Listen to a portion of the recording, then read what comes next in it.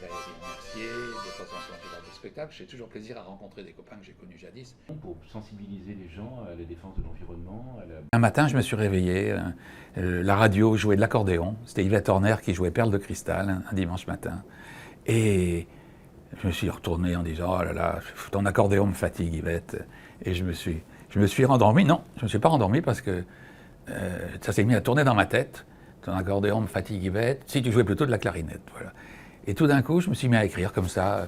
Je crois que quand on écrit une chanson, celle-là, je ne prétends pas que ce soit une œuvre impérissable, mais elle est rentrée dans l'inconscient collectif des Français, elle y restera, je pense, longtemps. C'était complètement fou. Moi qui étais parti pour être élève ingénieur, enfin pour être ingénieur, j'étais en dernière année d'études, et tout d'un coup, je rencontre un jeune directeur artistique talentueux, puisqu'il s'appelait Christian Fechner, et il me fait enregistrer un disque. Moi, je n'avais pas d'idée réellement d'enregistrer un disque, et le succès a été tellement immense que 3 mois après, j'étais en vedette à l'Olympia. La soudaineté du succès a déclenché vraiment des réactions d'enthousiasme, mais aussi des réactions de la guéguerre, quoi. Il y a eu des agressions, il y a eu des...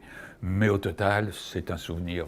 je suis ravi d'avoir vécu ça, et puis ravi aussi de vivre le voyage maintenant, d'être dans un monde différent, m'intéressant plus à l'image qu'à la chanson.